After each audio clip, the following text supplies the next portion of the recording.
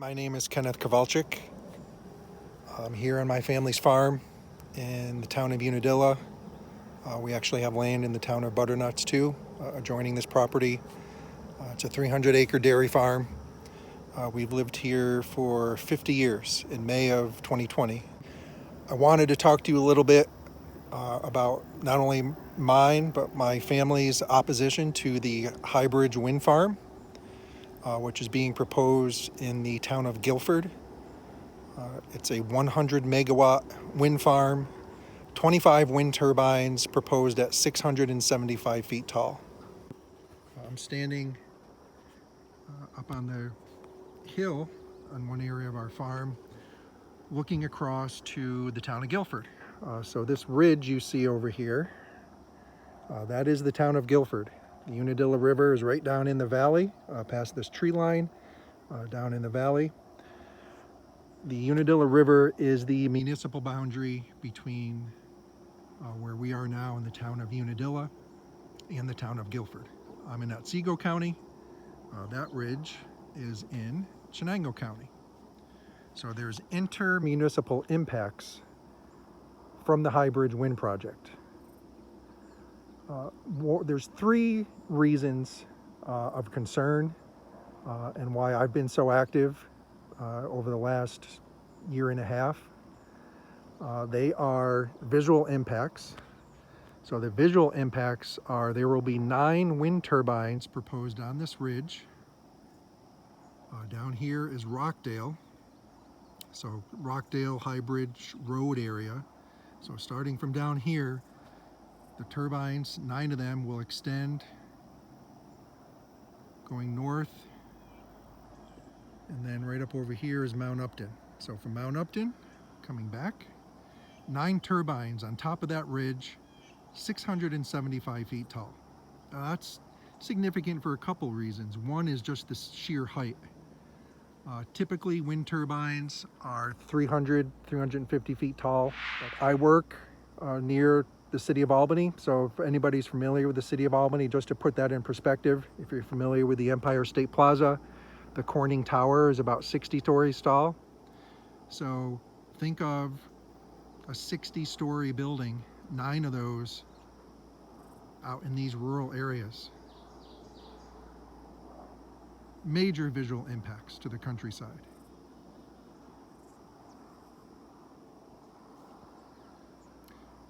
Second concern we have is infrasound. So it's important to understand what infrasound is. Most people, when you think of sound, you're thinking of decibels. Low frequency, you can't hear it, but you can feel it. People that have been affected by infrasound liken it to having tinnitus, that constant ringing and pressure in your ears. It doesn't affect everybody. Scientific fact that it does affect a certain percentage of the population. These are health impacts that must be addressed. Infrasound is real. What you're going to see is wind companies don't want to talk about that. So when they talk about sound, the conversation they try to lead you to is just relating to decibels. It's easier to mitigate decibels. You cannot mitigate infrasound. Infrasound, there's studies out of Europe, has been measured to extend out to 10 to 15 miles from a single wind turbine, depending on the geography. If you're in a flat area, that infrasound could travel 10 to 15 miles. So it's affecting a large population over a large number of square miles. That's the thing you have to look at when you're looking at studies, is you have to see what sound are they measuring. Is it just decibels, which a lot of their wind projects will push studies that just deal with decibels and not infrasound, because the fact is infrasound is real. So that's the second concern we have. 9 turbines where no mitigative or avoidance measures were put in place by the town of Guilford to mitigate those impacts. So think of the turbines on the top of this ridge What's impeding that infrasound from hitting every house? We got our neighbor's farm down here. Our house is right down behind these trees, and other houses all up and down the Unadilla River Valley. Town of Guilford, what mitigative measures did you employ to avoid impacts to residents in the town of Unadilla? The answer to that question is nothing was done.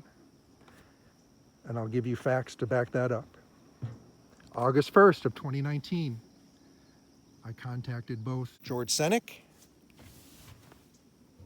Guilford Town Board, Alex Jarvis from Calpine, expressed my family's concerns about the turbines on that ridge. Calpine stated that they would do a visual impact analysis. Fast forward, beginning of September, I think it was September 12th, Guilford Town Board issues a SEQR negative declaration, but yet we received no study from Calpine to address their visual impacts. That was something that's required as part of their Article 10 application, by the way. If adjoining neighbors want a visual impact study completed, the project sponsored is obligated to provide you that visual impact study. So keep that in mind. It's something that's required of them if requested. Fast forward to September 25th of 2019, Guilford Town Board adopts the Renewable Energy Local Law, allowing 675-foot tall wind turbines in the town of Guilford. Calpine had not completed their visual impact study by September 25th. So you have, and I'll let you back up for 1 minute. I left out one critical piece, and I apologize for that. George Dennis, Town of Unadilla Town Supervisor, on August 5th of 2019, so 4 days after my letter, wrote a letter to the Article 10 Siting Board,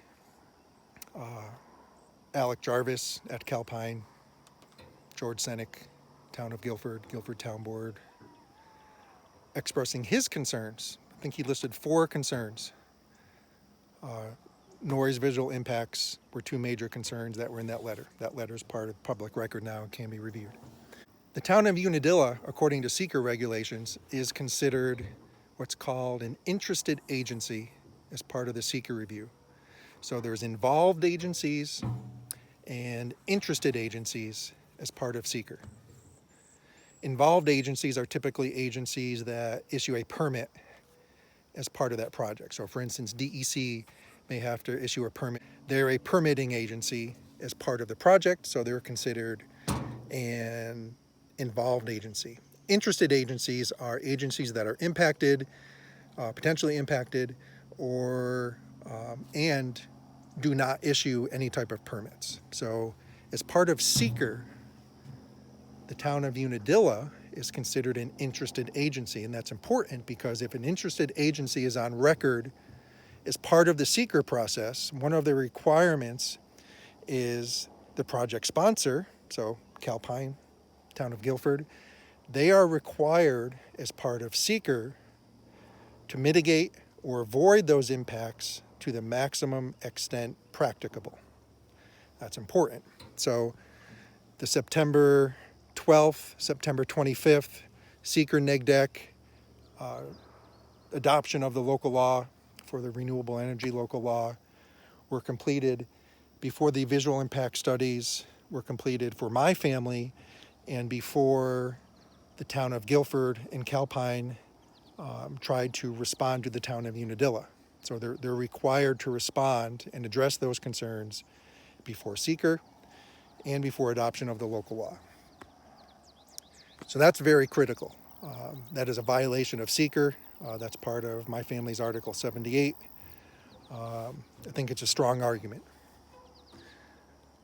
So you've got visual impacts that weren't mitigated. You've got sound impacts that weren't mitigated. You've got an interested agency that's on record with the town. Nothing they requested was mitigated. So those are, two of the three big concerns and how the town of Unadilla was involved. The third issue, and I think this is a perfect time of day to discuss our third issue, and that is shadow flicker. Won't happen all the time. Depending on where the turbines are located, it will happen either in the morning or evening, because what happens is as the sun moves behind an object, so think of that as the turbine, as the sun moves behind that object, what does it do in front of that object? Creates a shadow. It's called shadow flicker. Our house is literally right down in this valley, okay? So we're in the middle of summer. Sun is almost due west right here. In the winter, it sets more down in this area. It's farther south. This is going south. So this is a perfect time of year. We're 1 month past the summer solstice, so this is about as far north in the sky as the sun is going to get. And then it's going to start receding back down this way, down until December 20th or 21st, whenever that winter solstice is. And I know this for a fact because my family has lived on this property for 50 years. We know where the sun travels all months of the year. So what's the issue here? 9 turbines, as I previously mentioned, are going to be across this ridge. So any turbine from this area going south, that's the wind turbine.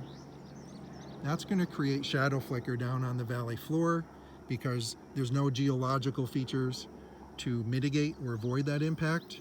The town of Guilford did not set back those turbines.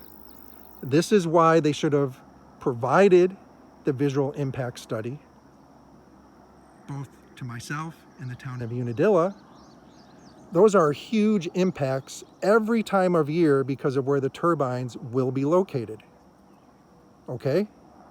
It's not just going to be in the summer. If there was one turbine here, yes, the rest of the year, we don't have to worry about shadow flicker. As that sun travels south, it's going to hit the next turbine, and then the next turbine, and then the next turbine. So every time of year, and this is a perfect time of day to bring up this issue, you're going to have that shadow flicker right now, this time of day. That's going to impact our property and other residents in the town of Unadilla every month of the year. Why was the visual impact study that I requested so important?